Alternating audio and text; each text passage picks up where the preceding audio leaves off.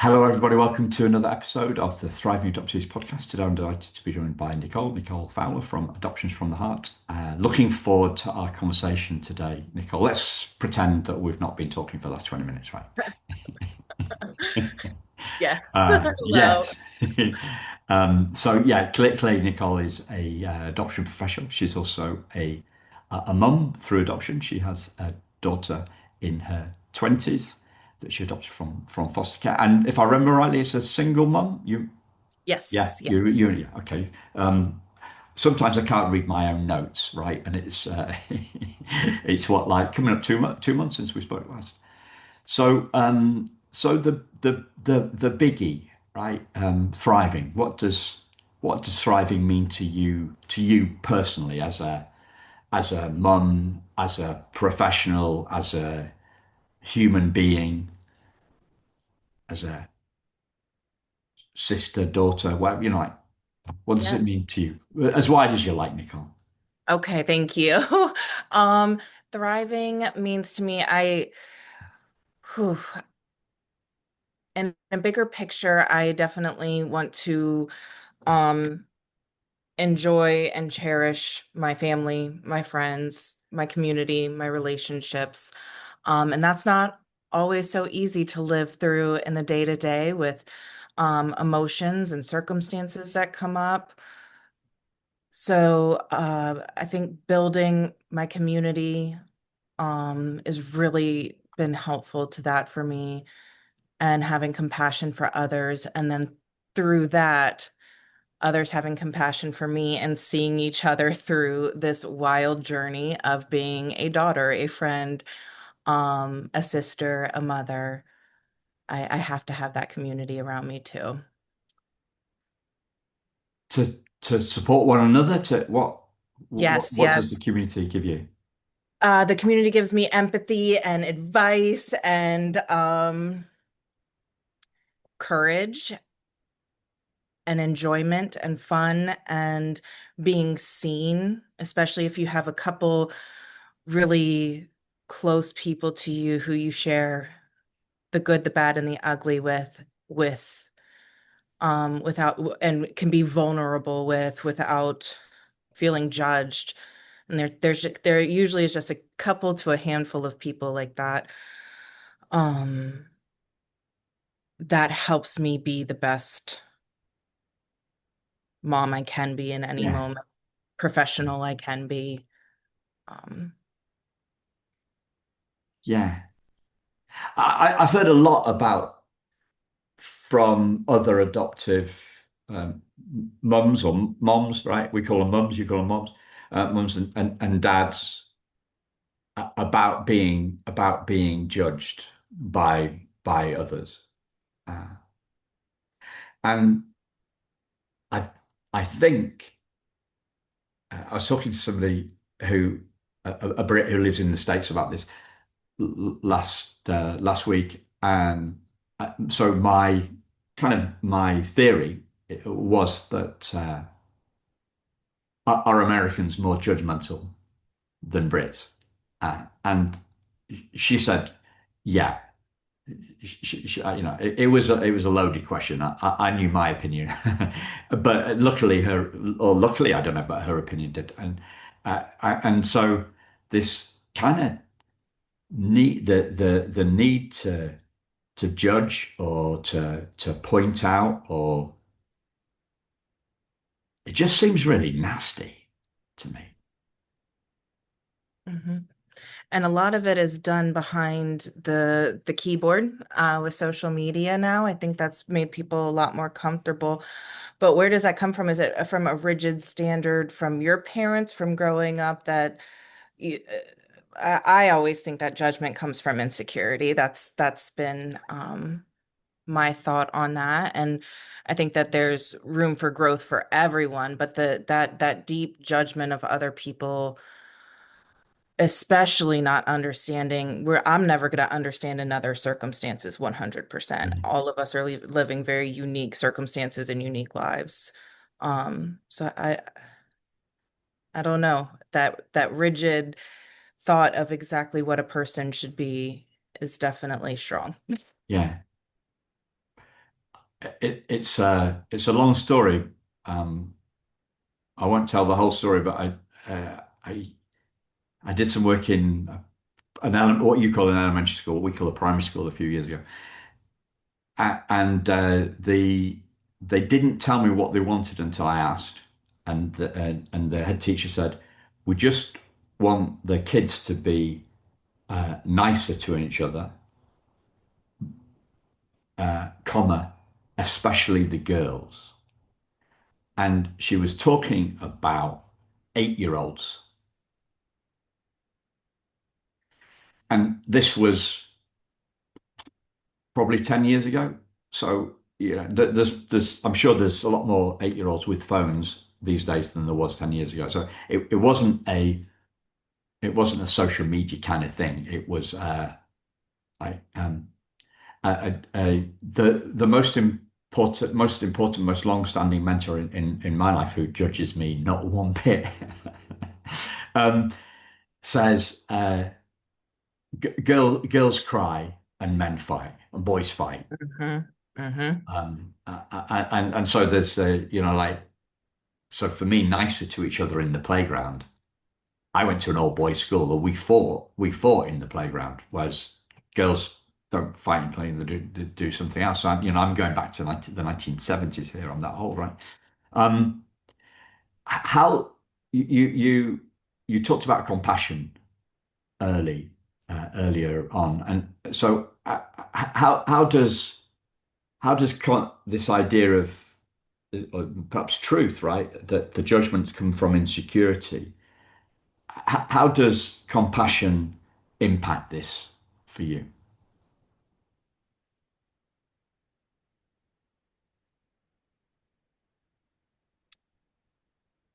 For me, having compassion for others and having compassion for myself really helps me navigate through any challenges. And um to I think it's just like a lot of things, to have something you need to give something. So if I want compassion, I need to find ways to find compassion for other people as well. But that's not always easy in the day to day, in the moments Yeah, and the normal, and also recognizing the negative, quote, negative emotions of, anger and pain, fear. That's all a part of the bigger picture and not shoving that down. So I think having compassion, is also having compassion for those, and identifying, again, quote, negative yeah. emotions. So what's compassion for yourself? How do you what does that mean for you? I think being able to take the time to pause, recognize different feelings, recognize that I'm not going to be a perfect mother, a perfect sister, a perfect friend. I don't expect that of others either. And I think taking the time to really stop and not, I think sometimes when we're on autopilot, we can just keep moving through everything. And I think compassion takes meditation. I think compassion takes a well-deserved and needed break sometimes to just be with myself, to have that self-compassion. So it's pause and grace. Mhm. Yes, Yeah, yes. yeah, yeah. What was coming up for me as you talking about grow passion for ourselves? It's like it was this. Have you come across this? Some people call it parts work. It's a therapy modality called IFS, internal family systems. You come across that? Yes, you had mentioned it last time, and I Yeah, had put one of the books on my reading list, but I have yeah, not gotten it from the library yet. yeah. Does it because when we say compassion for ourselves, what we're talking about is a really what, yeah, we're talking about part relationships between different parts of us, because we can't, um it takes two to tango, it takes two to judge. Yes. Yeah. So Hmm. but there's only one of us. right? Yeah. So how does that happen? You know, but parts work is about kind of would be investigating that. So there's a judgment, there's a judger part, and there's a forgiving part, and the and then we would be so the Dick Schwartz is the IFS guy, right? And his kind of his book, or one of his books, is called No Bad Parts, because we can have an inner critic, and then we can criticize ourselves for having an inner critic, right? Yeah. Yes. Yes. Right, right. So you talked about suppressing stuff, right? So we can have the inner critic can come up. The inner critic is the one that's saying we should know better and we should be better. You should have learned this lesson by now, Simon. I'm not talking about you, Nicole, right? So my inner critic says, right, you should have learned this lesson. I had one at I had one at the swimming pool. I was talking to a guy a guy that's at swimming pool quite often, and I said, you know, like I made some mistakes in at school at high school, right, and then I made pretty much the same mistake again at college, right? Uh, so we can really go to town with the inner critic, but the inner critic is gonna the inner critic is criticizing another part of us, right? It's like a board meeting. Yeah, Yes. like Yes. a board meeting, and there's the different parts of us that are arguing with one another. They've got a different view. Uh, so compassion, and the book. So the book's called No Bad Parts. The Dick Schwartz book is called No Bad Parts, right? So what it's saying is we're not going to try and we're not going to we're not going to try and eject the the inner critic from the boardroom. We're Hmm. gonna we're gonna have compassion for the inner critic, the inner judge, because we know, like as you said, that judgment is coming from the judge is coming from insecurity. Hmm. I heard a great phrase this morning listening to a podcast: perceptual humility. Okay. Perceptual humility. I'm writing that down. I thought that was great because it's it's essentially being up, being up for the way, being up for seeing that the way that we see the world is a little, maybe a little bit off. Hmm. Hmm. So we may be seeing through dodgy eyewear. Hmm.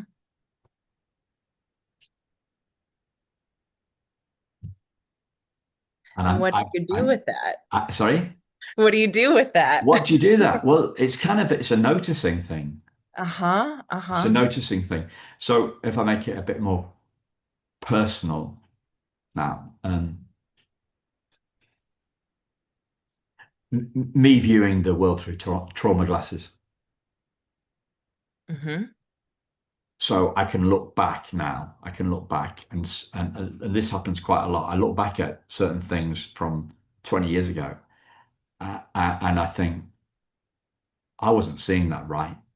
So I bumped into. I used to knock around with a certain group of people, and then unfortunately one of those that changed, right? And then one of the guys went off traveling, and I tried to stay in touch with a couple of the people, and it didn't work out. And uh, I thought I didn't. Yeah, I bumped into one of those people a few years later, and I thought she'd kind of dumped me as a friend. Hmm.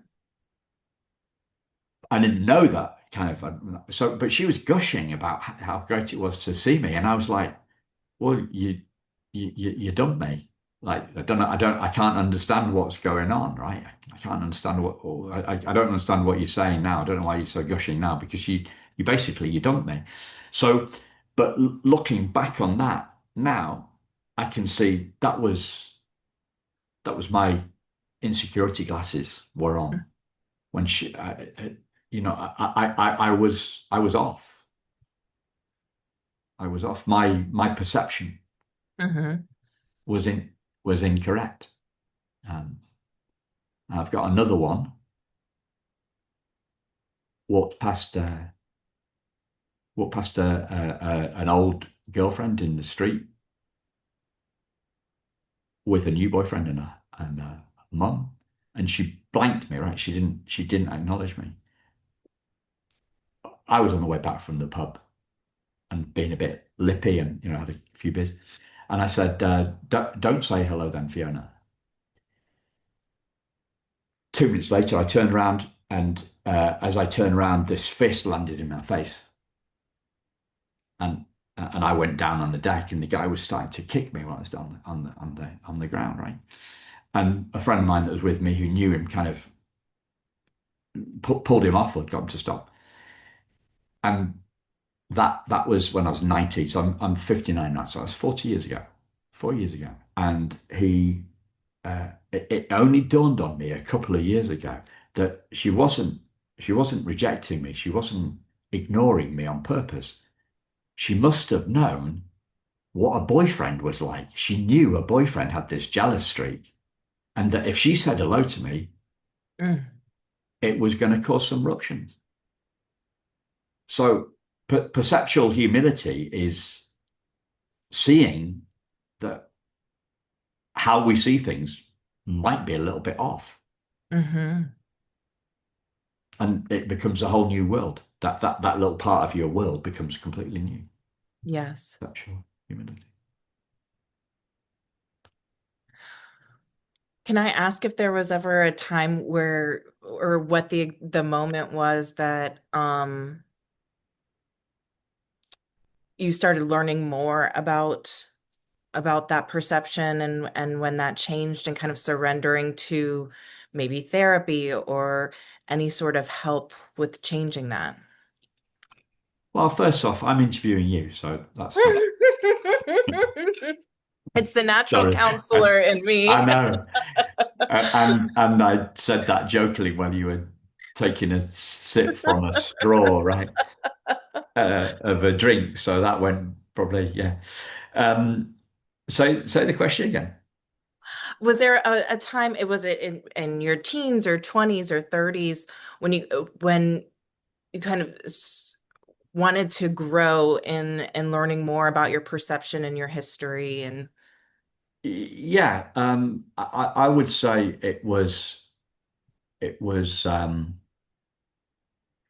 would say it was in business. I got a business coach, okay. and one of the things so this business coach just asked me questions, right? It's really infuriating. Right? A mentor tells you what to do, or an advisor tells you what to do. Uh-huh. A true coach never tells you what to do. Uh-huh. Okay, that's a mass simplification, right? But one of the things that she did tell us to do was to do this. Like when I say never to do, she never told me what to do about a particular situation, right? So if I said, "Should I ring this guy? Shouldn't ring this guy?" She would say, I'm not going to answer that question." Right? What she did do is she got us down this, going down this. We did these what's called a disc profile. So a disc profile is like you're nodding your head. You know what I'm Yes. talking about, right? Uh-huh. So yeah. So for those who don't listen, it's a kind of a personality at work profile, and and it reveals some stuff. You answer some questions, and on a computer, and it gives you some stuff, and it's amazingly insightful. Um, and it another one of my mentors, his favorite phrases was, "It's hard to see the picture when we're in the frame." It's hard to see the picture when we're in the frame. Now, Mm-hmm. when we talked last time, you were talking about the importance of the stuff that being being a mum, that you've learned a lot about yourself, right? So but it's hard to see the picture when we're in the frame. But something like a disc profiling questionnaire or an emotional intelligence questionnaire, um, that reveals stuff about ourselves based on the answers that we give. The computer software brings up some stuff. So, and then I see the error of some of my ways. And when you see better, you do better. And when you do better, you do better. Um, so that, yeah, it's like holding our beliefs less tightly. Hmm. So, what would you? Big question, right? And my turn now. What have you learned about what are some of the big things that you've learned about yourself through motherhood?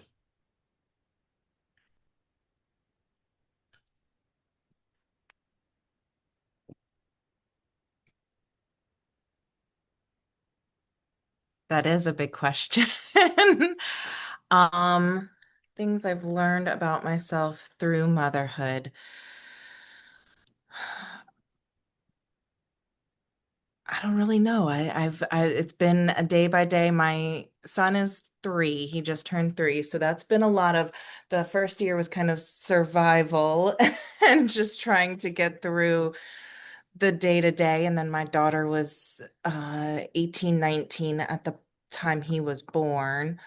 So it was kind of a juxtaposition of two separate generations and navigating that. Um,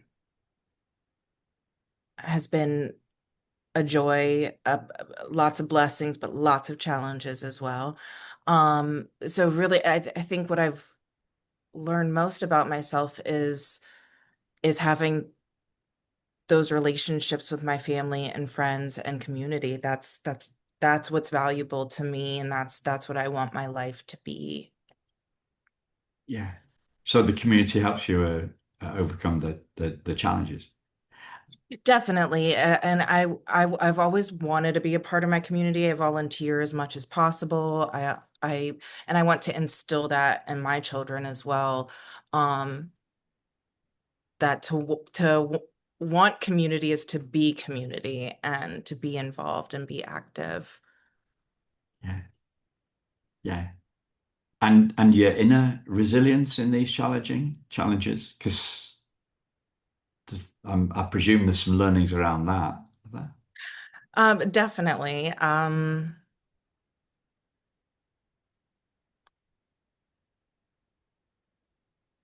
think the inner learnings have been just filtering out the logistical things. What do I want? How do I want to parent? How do I want to discipline? How do I want to set boundaries, and also navigating all of the feelings and emotions surrounding that, and being able to pause and take care of my mind, body, and spirit.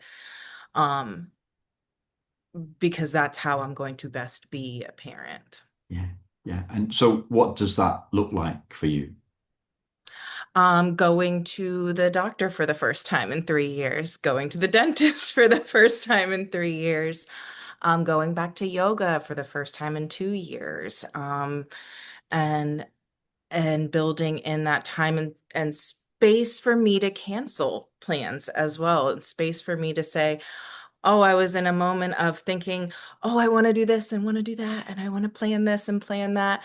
Um, and being able to say, no, I just need to sit with myself or take my son to the museum today. That's what's going to be the best use of my time, and our time.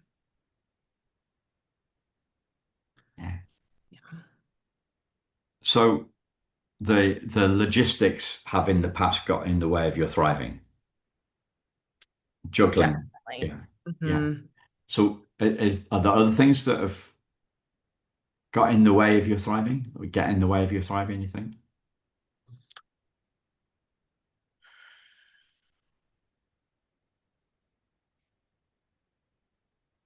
I think definitely like the inner critic that we were talking about before, for sure.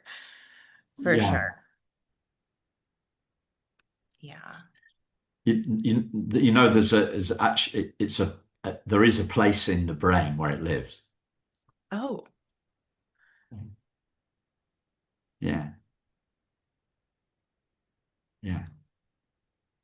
What's your take on the inner critic? Do you try and talk it out of stuff? Do you shove your fingers in your ears and go blah blah blah? I'm not listening. What's your go-to strategy with the inner critic?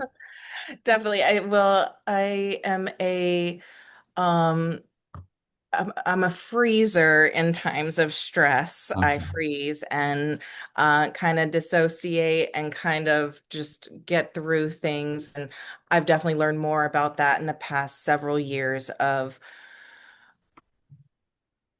okay, we got to face it. Just like you said, you got to go through it. So, how are we going to do that without freezing for as long as we froze last time? We're not going to fix everything overnight, but how do we get through that? And then that means allowing the inner critic to talk and being able to figure that out without just shutting it off. Oh, you're not there. There is no inner critic. That's shutting it off, allowing all of the parts of us to work together. So kind of compassion for the inner critic then. Absolutely. Yeah. Absolutely. Yeah. You unlocked something for me with that earlier on about the judgment coming from insecurity.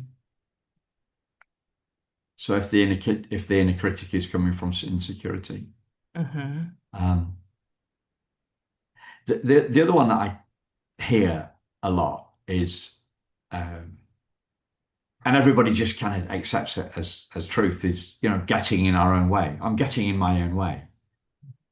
Well, we can't actually do that physically. Do you know what I mean? Like try and walk down. We call it a pavement. You call it a sidewalk. Train. Sorry, listeners, if you heard me say this recently. I can't remember the last time I said it. But you can't actually get in your own way. Not, it's physically impossible, right? Hmm.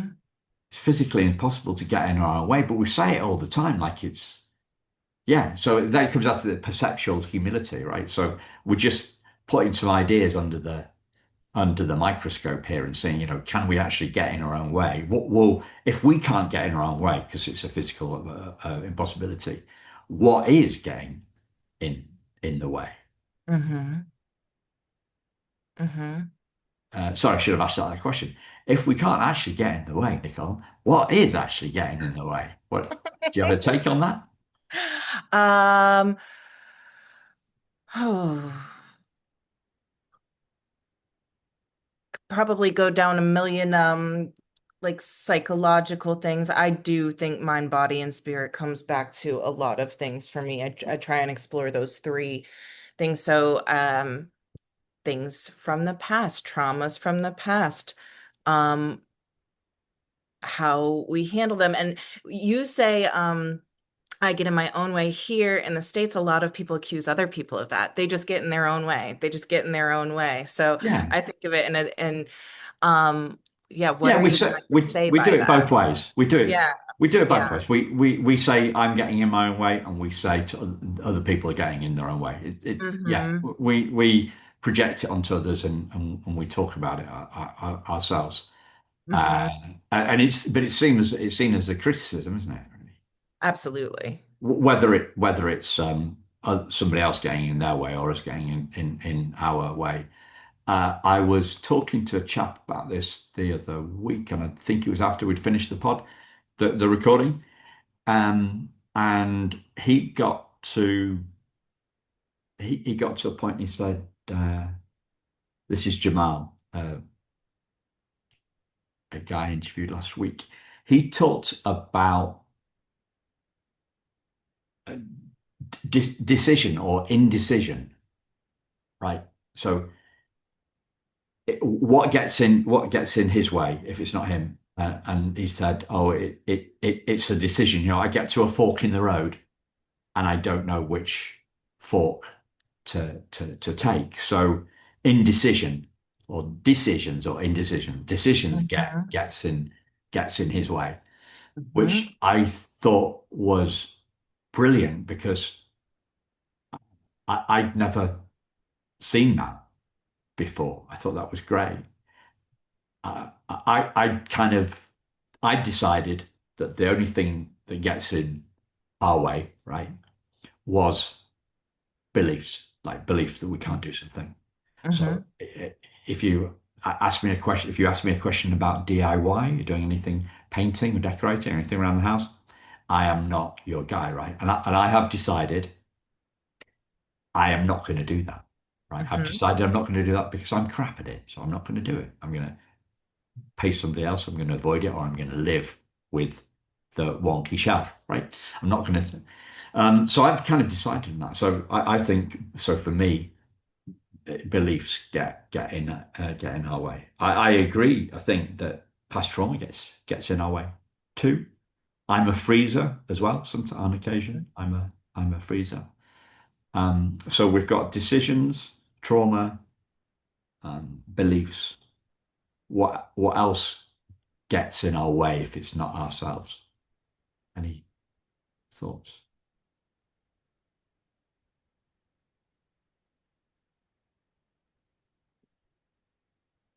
I think probably fear and just unknowing.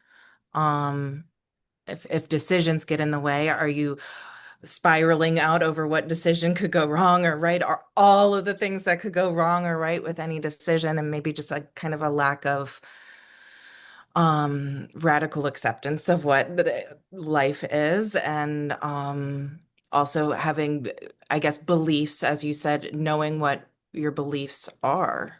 Yeah. As we were pausing and you were thinking the answer, the one that came to me was one of the same ones that came to you was fear. Mine had a little bit more detail on it, and it was fear of failure. Mm-hmm. Mm-hmm. Fear of failure. So I'm gonna freeze. I'm gonna freeze because I'm not gonna act. If I don't act, I can't do anything wrong. Uh-huh. And clearly that is not an option when you're raising kids, right? You can't say you can't just opt out, can you? At business, people can do this. I remember an Irish guy I dealt with, and he was.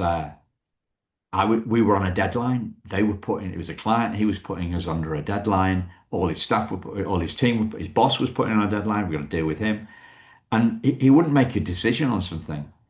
And I'm thinking, oh, thinking really nasty thoughts, right?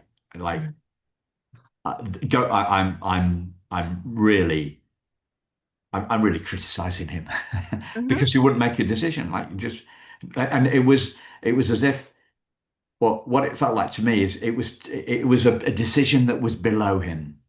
You know, it was a kind of like an ivory tower. I come from a big organization. I'm now working for the small organization. In the big organization, I could avoid the decisions. I didn't Uh-huh. get dragged into the details. I'm a big picture guy. You know, well, if the big picture is, mate, and you didn't say this to her at all, right? But the big picture is if you don't make a decision on this, you're Mhm. not going to get your delivery on time. So, and obviously I didn't say this, right? But yeah, so fear of like so you got you can't do that. You can't abdicate a decision when you're raising a 3-year-old or trying to support a, a, a daughter in her 20s. You can't abdicate. You've just kind of got to go with your best guess at it. What? Yes, absolutely. Best guess and the most courageous decision you can make in that moment. And um yeah, and doing your best, but also understanding nobody's at a high level of the highest level of functioning at all times, but doing your best to role model for you. I think that's one of the most important parts of Yeah, parenting and working and friendships and anything yeah. is modeling. Modeling, yeah. Tell us more. Tell us more. Maybe some Um, details or some insights you've had around this or particular moments that you're comfortable Definitely. to. Yeah, But I would say like professionally, there, of course, if you're working for a business, there's expectations of work, um, and management and things like that. But I've learned a lot through, um, supervising and management, and I have so much to learn. But role modeling is really important to me in that and for as a parent, as well. I believe in grit. I believe in hard work. I believe in compassion and community. And I got to put my money where my mouth is and actually live that through my life. yeah, as you were saying that, the idea that came to my head is something that uh, a mum told me a while ago, that kids do what we do, not what we say. Hmm. So we better be modeling because otherwise that they've got a truth radar, they've got a truth sensor, Yes, they they've got a do. truth sensor in their where is it? It's in their solar plexus, I think, is it? Have you heard about Yes. this? Yeah, we've got a truth radar in our solar plexus, and we get that feeling in the pit of our stomach. That's it. Yeah, yeah. Um, what have you heard about that stuff, and how does that apply to you? Um, well, the solar plexus, I was just working on that in yoga, and it's definitely the gut feeling. It's right in there. And the stomach and the heart are at the center of our body. So definitely a lot of that. But I've had a mirror shown at me through both my son and daughter and through just copying my mannerisms. And I'm like, oh my goodness. But then that becomes bigger picture. That becomes pointing out, well, you said this and now, but this is what you did, mom. So this doesn't, align. And being able to sit there and role model, you know what? You're right. Let me take some time to think about that. Can we pick this back up and talk another time? Yeah, yeah. Talking about time, we're coming up on time here, Yeah. Nicole. Is there anything that you'd like to? I mean, fascinating. I've loved the conversation. I've loved it as well. I appreciate it. And yeah, we're all learning together and just We are. getting through this life. Yeah, we are. And I appreciate the insight and the recommendations too. Like I said, the ISF I have on my to read list, and I definitely want to learn more. Yeah. Is there anything that you'd like to share before we drink Brighton or bring it in? Or you good? No, I think Cool. this was a great conversation. I really appreciate it. Yeah. Thanks, Nicole, and thanks, listeners. We'll speak to you again very soon. Take care. Bye bye.